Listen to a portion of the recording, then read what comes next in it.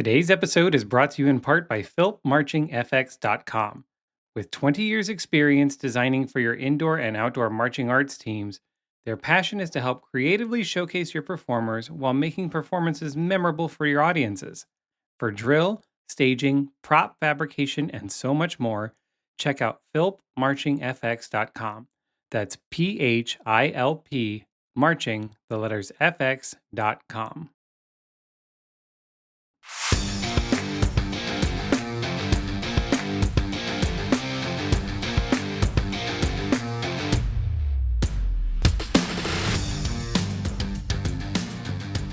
Hello, everyone, and welcome back to Flags in a Gym, a podcast dedicated to all things color guard. My name is Eric. I'm your host and resident color guard nerd, and for today's episode, we're continuing our program showcase series with Independent A finalist, the University of Nevada, Reno. We talked about their 2025 season, transitioning from an exhibition to a competitive unit, the difficulties of being isolated geographically, the craziness that was Independent A prelims, and more. So sit back, relax, and let's talk some color guard.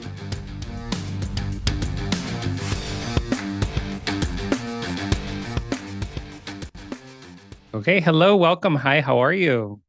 Hi, hello. Welcome. So we are sitting down with the staff of University of Nevada, Reno Winter Guard. They were an Independent A Guard this past season, placing 7th in Independent A Finals. And, I've reached out on Instagram saying, if you want to talk about your program, let me know. And you all reached out, so here we are. Before we get started, I'll have each of you just kind of give a little 30-second introduction of who you are, how you got into the activity, kind of your history in the activity. Kim, I'll have you go first. Yeah, I'm Kim Hines. I'm the director of the UNR Color Guard. I started Color Guard in high school.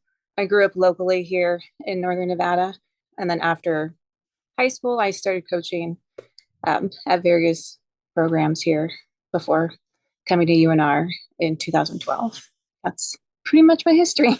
How about you, Javier? Oh man. So my history begins back in New York City. I marched Crimson Kings. I was the boy in Crimson Kings for many years. From Crimson Kings, I also marched cadets at the same time. So I was a 90s kid. And then from there, I was tasked to write Crossman's choreography after I aged out in 95. So then April Gilligan Martinez at that time was like, hey, can you come down to Florida? And I was like, okay, sure. I had nothing going on after I aged out. And then I ended up marching Alliance in Miami and actually writing in that show as well. And that's basically my career. So I've just been writing and choreographing ever since. What years did you march Alliance? Black Magic Woman years. I think that was like 96. April Gilligan, very, very big name in the program. So, and yeah, no, she's married now, right? It's April Gilligan Martinez, you said, right? Correct. Yeah. So how did you end up at University of Nevada, Reno?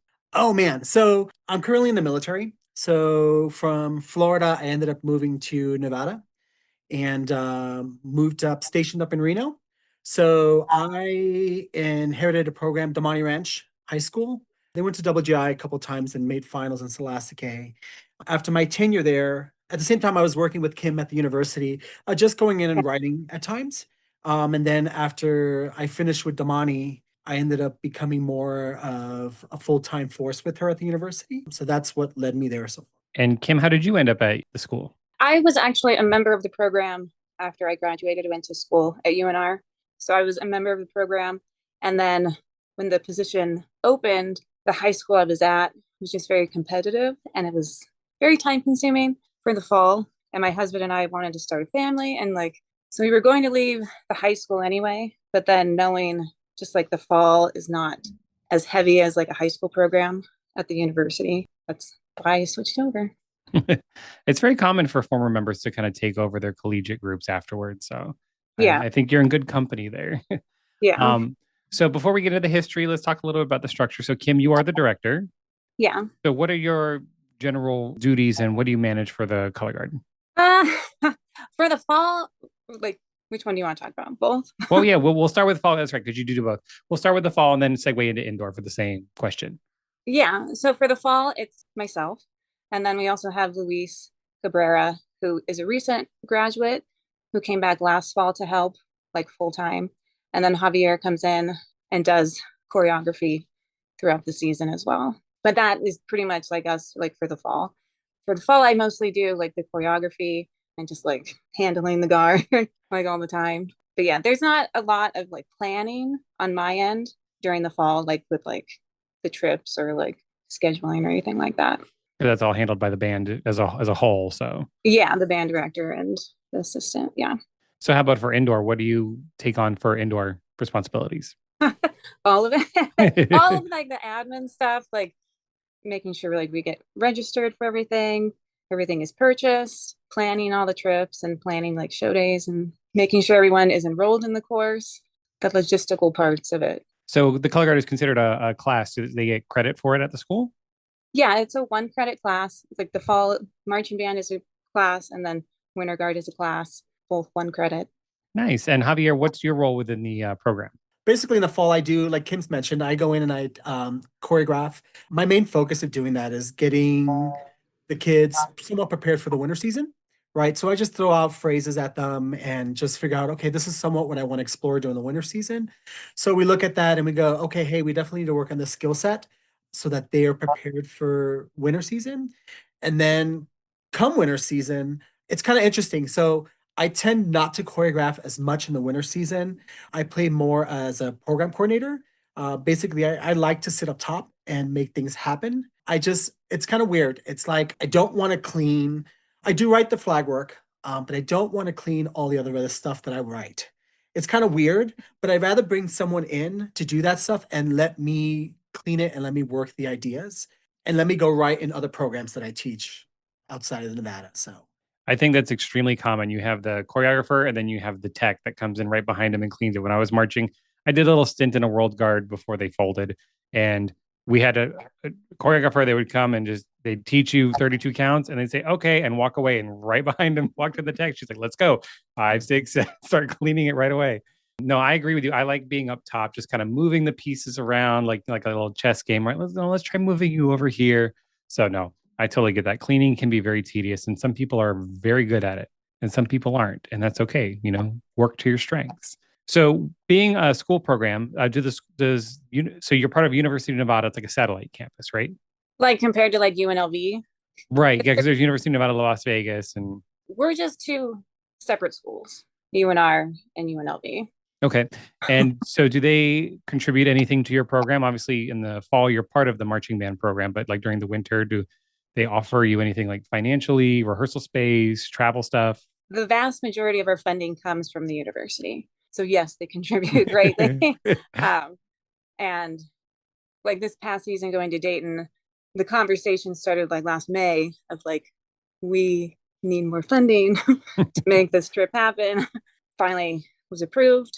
So yes, like financially they contribute a lot. And then we rehearse on campus in the volleyball gym. So like we have to work with athletics and coordinating the scheduling of that to make sure we have that space when we need it. That's nice. They contribute a lot financially because I've talked to some other schools and they don't really contribute much. So be thankful. Saying, you know what? Brag about it. You know what? This is your time to shine. Be like, you know what? Our school loves us. They give us money. Yeah. And so do your members have to be students at UNR for the winter program since it's a class? They have to enroll in the class. We have full-time students, we have like part-time students, but we also have non-degree seeking students, which are like if they work full-time or if they go to community college or whatever, they still have to apply and enroll in the class, but they're not like full-time students or something, but they are a student in our class. And you started the program. Well, I'm sorry, you took over the program in 2012, correct? Yeah. And I found a little article, so I got a little information there. And it looks like you were mainly an exhibition guard starting out. Yeah, it just performing at the local shows and not getting tapes and not getting scores or anything. Because at the time when I took over, we would just start when the semester started. So like late January and we just had 2 night rehearsals. And like we had to build up the program just with members and overall like technique and foundation. In 2017 is when I went to the band director and I was like, can we start competing? But we need money. And he approved it. And so we've been competing in WGI since 2017. just like we go to the Union City Regional and then added a second show like in 2019. We went to Vegas as well. And then like I this year, forgot they used to do a regional in Vegas. I forgot about that. they did. It was a nice venue too, because it was at the UNLV campus. Not anymore.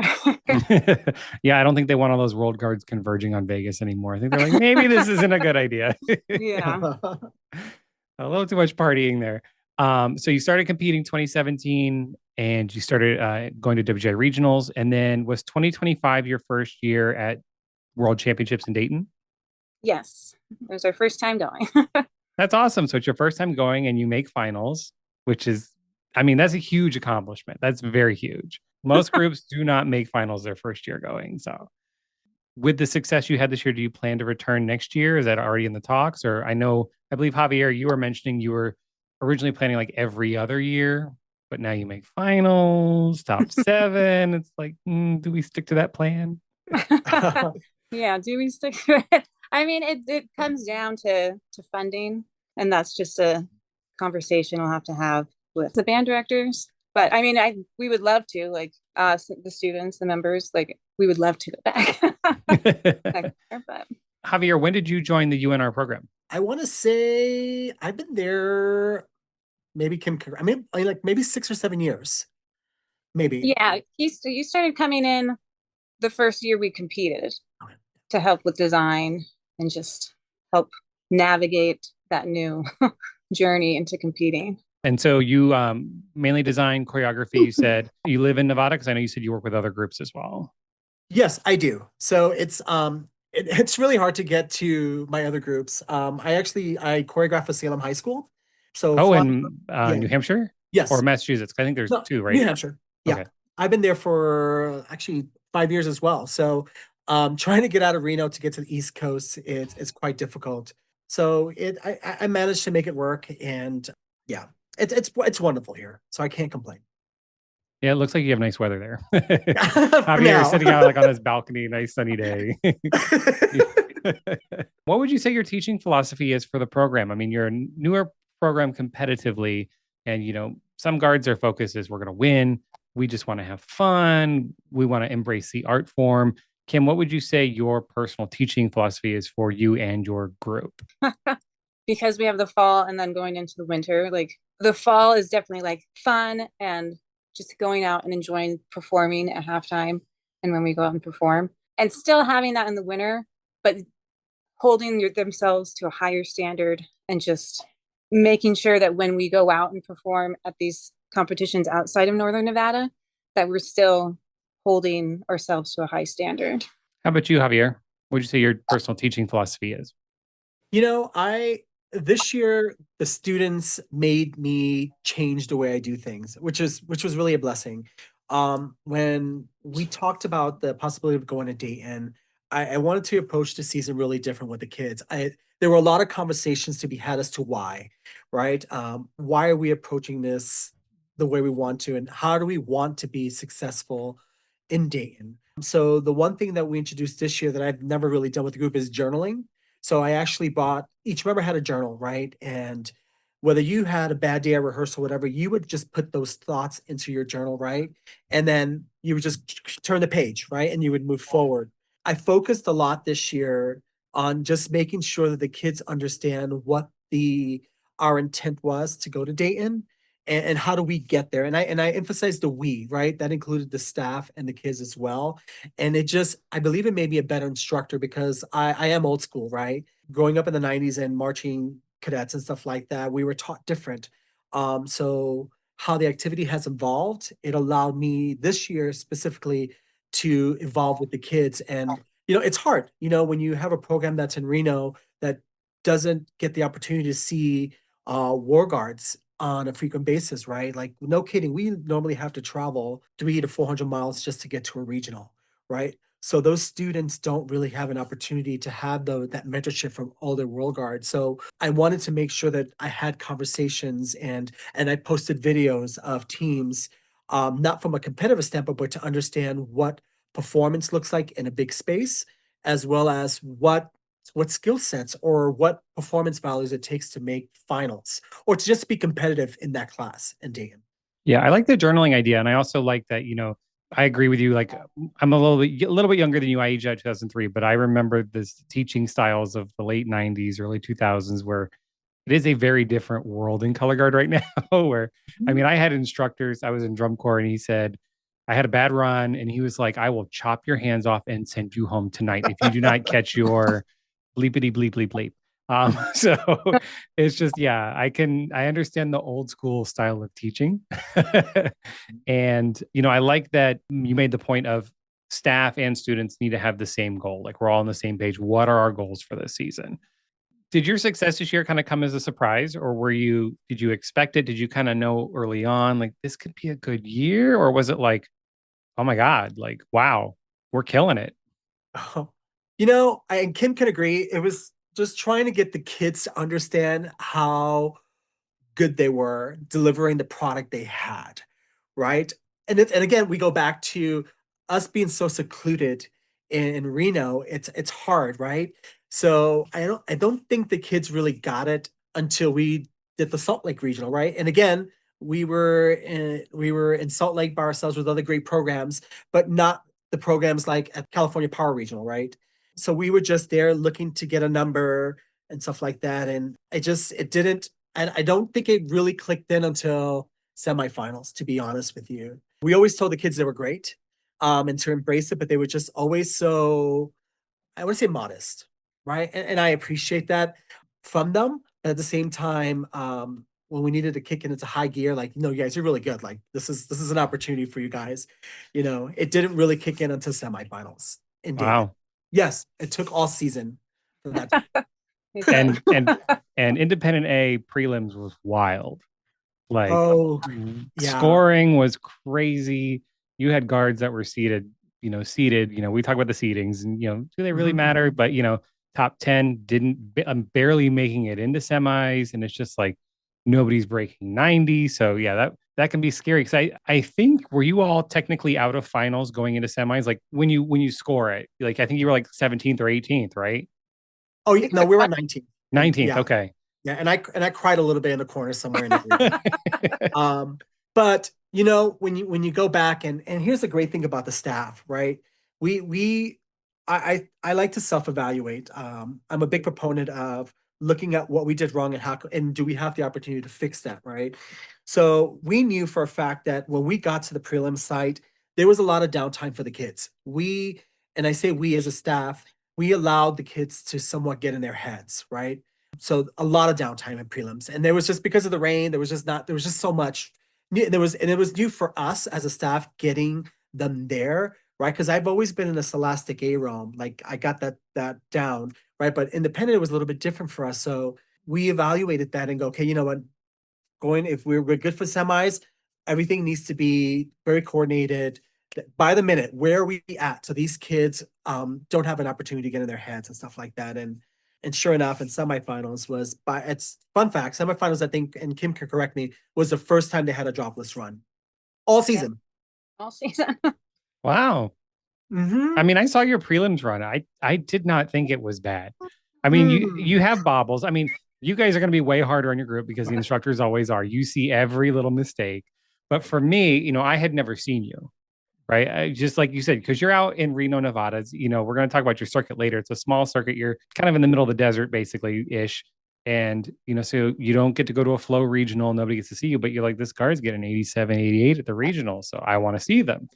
And I'm like, okay, a couple bobbles, whatever, but they pulled it together. And then I was like, this is great. And then I'm like, they're 19th, so it's just like, independent A was weird. Definitely, Yeah, definitely weird. So, yeah, we definitely took a risk. Our first 45 seconds of our show was it was definitely one of the hardest things that when you look at and from for the members, right? Like they knew like if they can get through the first 45 seconds of their show, like they're smooth sailing. You see smiles on their face. They're good because we took a lot of risk in the first 45 seconds of the show, and that was one of their biggest hurdles because we laid out a lot of risks within those 45 seconds. And they sort of knew at that point in prelims that when the first 45 seconds was kind of rough, they were like, oh man, this is not good.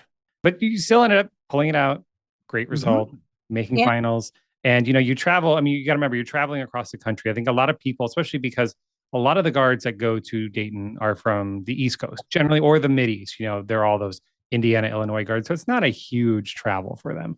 But, the California guards, you got a guard come from Hawaii, then you all coming from Reno, like that's already a big trip. It's your first time going to championships.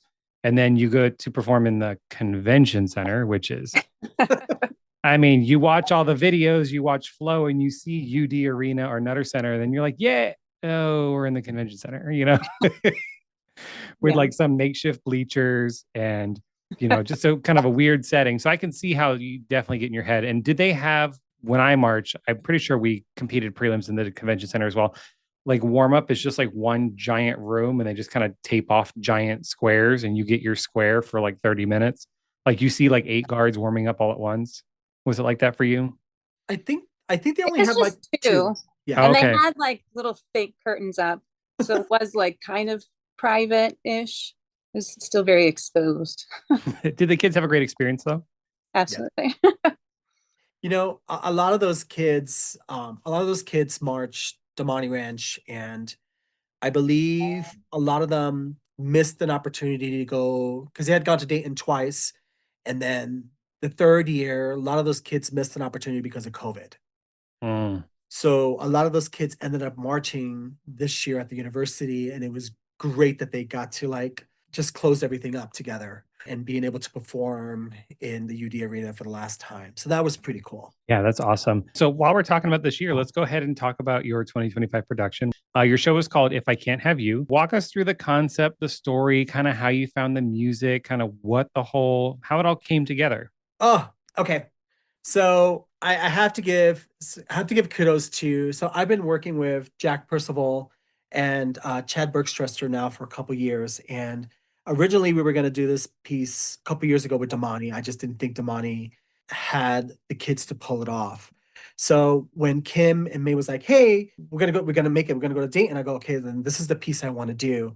But in order to do it, I needed to bring in the people that I know that can make it happen. And that was again, Jack Percival has been staging for university now for a couple years now, and then bringing Chad was new into bringing UNR in back into this season, and the way Chad and Jack work together in creating a space, it's fantastic. So we talked about the idea, and then we threw out so many concepts, and Chad was like, "Why don't we just have a prop and just a floor?" I'm like, "Okay." I'm good with that. Well, fun from a logistics standpoint, right? Because we don't have to pay for a floor. And then at Right. that And you're point, traveling across the country for Dayton. It's like, let's take as little as possible. right.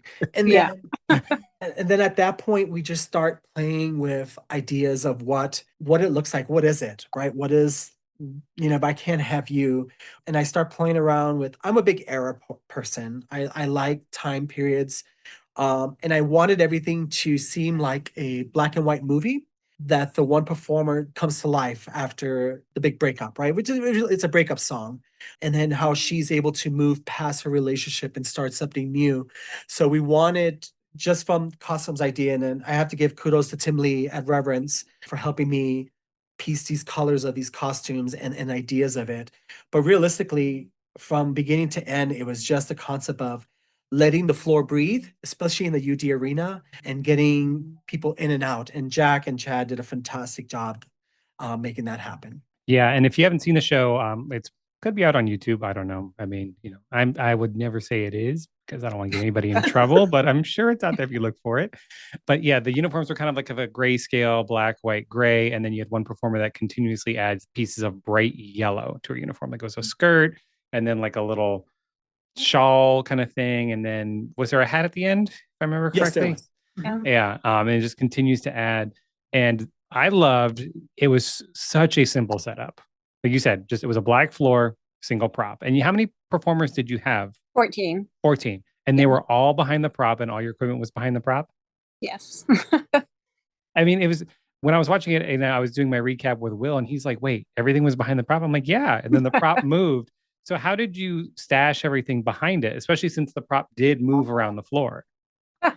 Mhm. What was the trial and error like on that? Well, when we first started staging, we had the frame, but we didn't have anything back there yet. And so we had used like trash cans from the gym that were on wheels. And they were just back there. And like just thinking about like how are we going to store all this? Like the idea of having something to put something in and pull it out, like wasn't the best. Like we kept getting the silks caught, and it was a nightmare. But then I ended up making it was like particle board, and then some metal rods that we screwed into the wood, and then a PVC frame kind of thing. And like it was like 3 columns, and then like it went up and it had like little arms hanging out. So there were like 3 levels where they would like lay the flags. Okay. Flags, and then the weapons were like on the bottom on the wood. And you had some very quick equipment changes. Yes. And that's all the members. That we were not back there as a staff, like, okay, you need to give this person their flag or you need to give their rifle. It was them coordinating themselves back there. Like, because like sometimes it was like Jasmine's giving a rifle while Peter's taking someone's flag, and it's like the same person doing that exchange. Like, and so it was a lot. But it Yeah, all had to, because we travel like just like in suburbans, it all had to be able to like we had to tear it down and fit into a Tupperware, a big Tupperware, because that's how we had to travel. We don't have like a big U-Haul or van or anything. So yeah, no, I think that's smart. And, that's another thing is like playing to your strength or just playing to your situation. Like, look, we can't haul these giant props. I mean, some of the setups at Dayton were wild. I'm like, where, like, how are you moving all this stuff?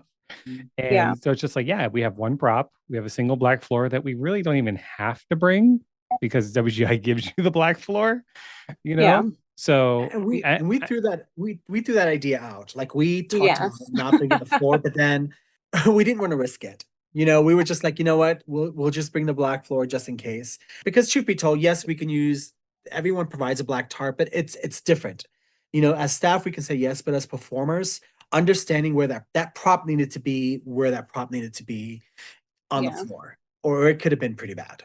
Yeah, and you can, tape your marks down there even with black tape, but they can see it. Yeah, but you get that base floor that's got all the taped lines and everything, could throw things off for sure. Yeah. I do say I have to sympathize with the one saber performer at the beginning, that just went to catch in his hand and slid across the floor. I've done that exact same thing, and I saw it, and I was like, but I have to say, incredible recovery. Picked it up, got back in, and then just no bobbles ever since. Like, I don't know who they are, their name, but just much respect to them. All about recovery. I think it shows a good sense of training, and very happy you guys had such a great season. Well, it comes down to that first 45 seconds of the show, like I mentioned before, right? Right. A risk. But, kudos to Noah. His name was Noah. He, the responsibilities he had in the rest of the show, I know if I would have probably been a mess. I mean, he had so many more responsibilities to carry on the show that he was phenomenal. He just continued to thrive on and had a great performance. So, Yeah, and an early mistake can rattle some performers, and it's just like, just gotta deep breath, recenter.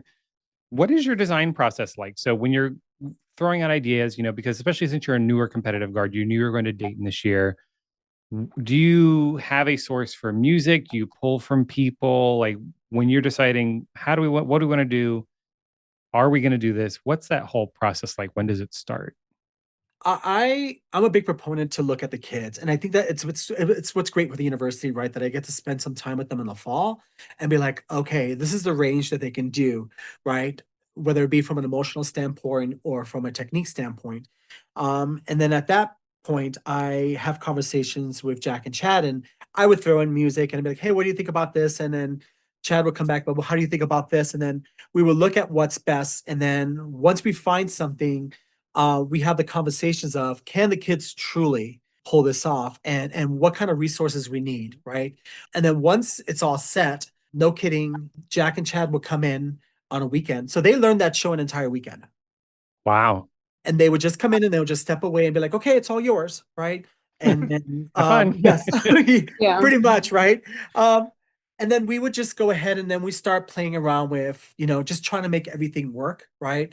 And I think this year's goal was that we didn't want to water anything down. We wanted to keep the intent of the design, right? So the kids, again, once again, did a phenomenal job of really pushing through. Some of that choreo was really hard, and they managed to just really hone in on it and really push through that stuff. But yeah, it's a lots of conversations between the design team and I am very fortunate that I have a lot of friends in the activity that once we go out, I'd be like, hey, you want to take a look at this? And then are able to guide me and give me some great feedback, because again, we're like in an island by ourselves here, and we really don't see any a good panel until we go to a double GI regional. Got it. Yeah. And honestly, that's great advice for any instructor. Send a video to your friends and just say, tell me what you think. Be honest. Is this working? If you're out there and you're teaching, you should be doing that. So you obviously having the marching band program, Kim, does that hinder your indoor season preparations? How late does your marching band season go? We start like with clinics like in September. We usually hold them on Sundays and do like just an all day thing. And then auditions like in October. But with like the football schedule and just like their other various performances, I do have to like take into account like we don't want to spend a whole day at a football game and then the next day spend 8 hours in the gym. Like it's just exhausting. It would be too exhausting for them. Um, so finding those weekends where we don't have those conflicts. Sometimes I just have to have have those long weekends, but I do take into account those things. But we do start still like in September with our Okay. clinics. Yeah, I've talked to a couple other schools and they said they don't even get started till November because marching band is just too intense. So they're just like, we're 2 months behind all the other groups. Yeah. So I do want to talk about your circuit, NNIA, because I found it very interesting. I was looking up what circuit you're in, and because you keep saying it, you're in the middle of nowhere. If you don't know where Reno is, you should pull it up on a map. It's very interesting. So it's the Northern Nevada Indoor Association, correct? Yes. And it looks like it's very small. It is like, but those are the high schools that we have. There's not too many high schools that don't like that have a marching band, but then don't participate in the winter. Like this year's circuit championships was the biggest it's ever been.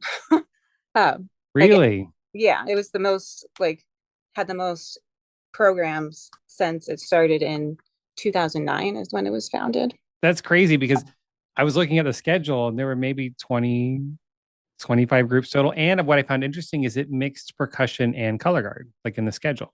Like you all were the last color guard to go on, and then like an independent percussion group went on after you. Yes, that is true.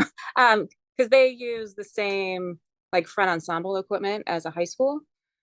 The independent group does. So they have to have enough time to warm up themselves before they perform.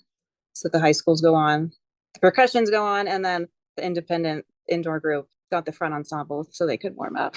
But that's why it was like that.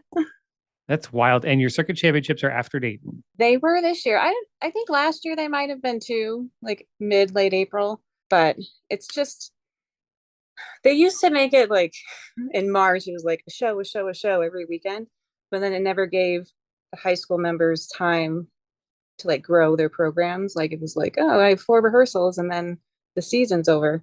So they do uh, space them out a little bit more so that the high school programs have that time to just work on their programs and make them better. Yeah, because I looked at your contest schedule this year and you had a contest on March 8th and then you didn't have another competition until April 5th, like the circuit.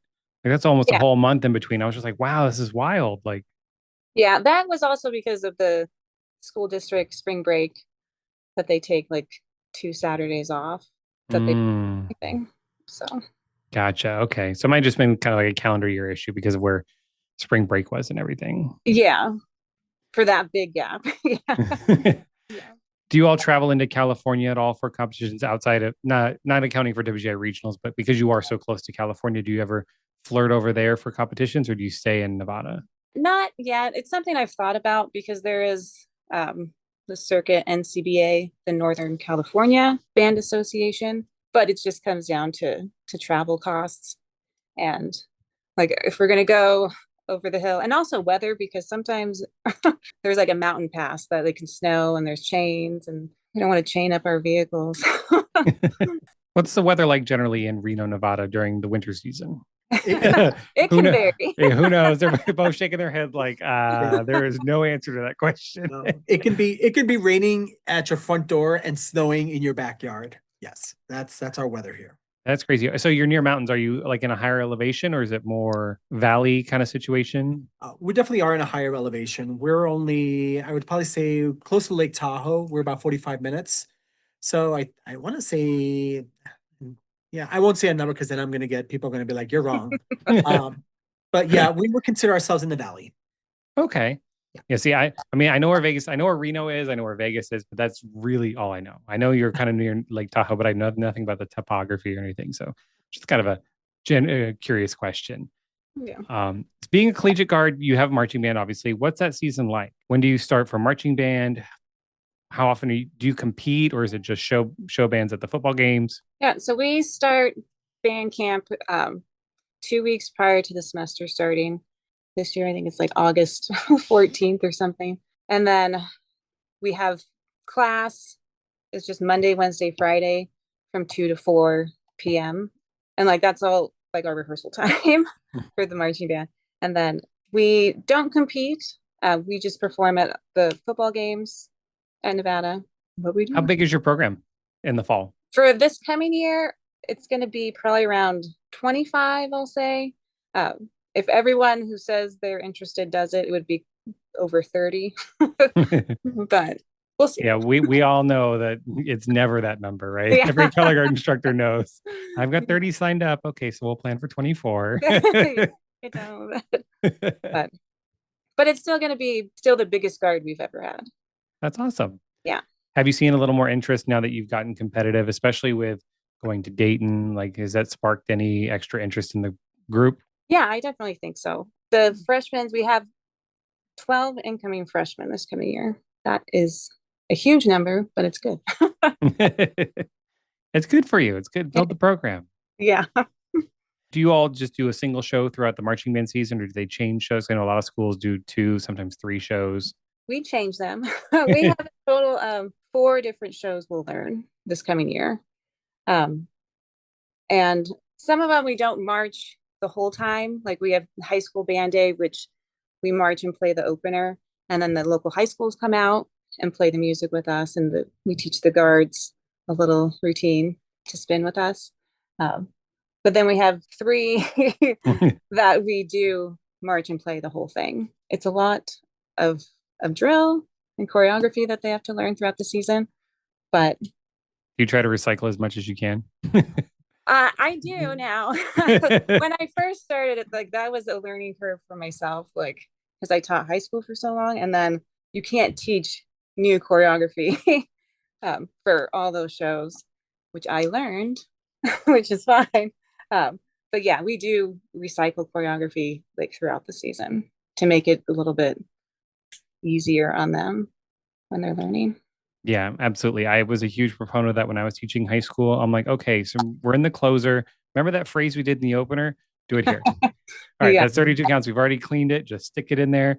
It doesn't even need to be musical. It goes up, down together. That's all the judges care about. It's just like the Yeah. flags going around. Great. Do you have anything coming up with the upcoming season you want to tell us about? Any spin camps, clinics that may be open to non-members, or where can we see you, where you'll be performing, all of that? Yeah, we don't do anything during the summer. Dr. Eubanks, who is the athletics band director, he founded the Northern Nevada Youth Pride Band, and they would play and march in the Pride Parade here in Northern Nevada. But Reno switched Pride. It's like in September for us for some reason. Huh. So it conflicts with football games now. So we don't get to do that. We did that for 3 years during the summer, and that was fun. But we don't do anything now during the summer. And where can we follow you on socials? On Instagram and TikTok, it's just Nevada Color Guard. Nevada Color Guard. That's easy. Yes. Any humble brags you want to share? Anything you're just especially proud of? You, your kids, any achievements?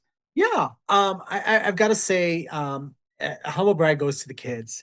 Once they never missed a rehearsal the entire season, which is unheard of for a winter guard program, right?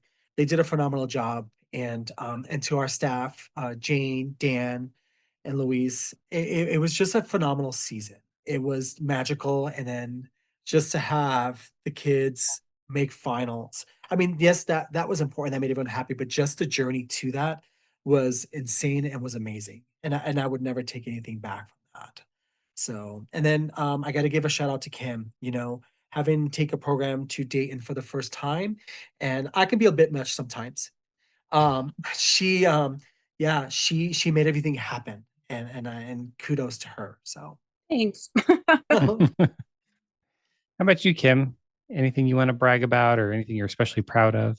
The students, the members, I think that like because of like the prop and how it was designed, like the show in general, like they weren't like always on the floor the whole time. That some of them were behind the prop a little bit more than others.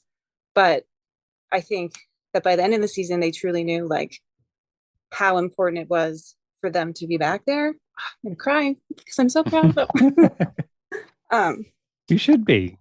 Be proud. but because like Sky, who was our solo dancer, and then Grace, who came out with the suitcase and did the heel stretch. That was crazy impressive, by the way. I am not a heel stretch fan by any means. It's one of my biggest pet peeves, but I was like, if you're gonna do one, that's how you do one. But they're both fantastic spinners as well. But then to take on this role of like that Sky did spin a little bit, but that it was more like that character and dancing, and that they did those roles, I would say proudly and very well. But yeah, I'm just very proud of them. Are we thinking about Dayton next year? What's the Always. Oh, obviously, I'm sure the kids want to. The kids are like, yes, let's go, let's go, let's go. I think you should. I mean, but I know, Yeah. we got hit with the terrible news today with Pride of Cincinnati, Yeah. calling it a lifetime in the sport, saying no longer being competitive. And, nobody really know why, but, I think a big reason that any of these groups are just closing down is funding, right? Everything's so expensive. So Yeah. I understand, groups like yours that are nowhere near Dayton, you have to travel is all super expensive. I mean, we look at drum corps expenses right now. Yeah. So, I understand that taking the year off, a lot of groups are doing that. Like we'll go every other year. So We will see. get on the administration. Like, excuse me, money, please. Money, please. Yeah. We're bringing more students to the school because they want to join the color guard. Money, please. Yeah, exactly. So my final question for you, I think it's an easy one. Some people find it hard, but it's just, what was your favorite WGI show this year at Dayton that you got to see? Or maybe you happened to just see on YouTube, but favorite one this year. You can pick Scholastic and Independent, because I've had some people like, can I pick one of each? So Mine was Javier knows the name. It was the Scholastic A. It was the stained glass. River Bluff. River Bluff, yeah, I thought that was beautiful. was beautiful. And they were a guard kind of like you, where just a lot of them were behind the prop. Mm-hmm. And then they kind of kept pulling them out. And I think they had like 20 kids on the floor, but they just like, where do they keep coming from? Yeah. Yeah, very, very good show. How about you, Javier? I liked River Bluff as well, and I also like Gates Charlie. Very entertaining, and again, I'm a big time period kind of person, and I really enjoyed it. So Yeah, Gate Charlie was a lot of fun. yes, I love that whole like 60s, 70s, that avocado green, kind of era. Yeah. Loved it, loved it, loved it. Well, thank you very much. This has been great. So if you want to find more information on them, it's Nevada Color Guard on Instagram and TikTok. And keep an eye out for them. Hopefully you'll be going to regionals at least next year. If not, if you don't go to Dayton, you'll at least be going to regionals. Yeah. And hopefully we can get a flow marching regional out there, one that you can go to. Yeah.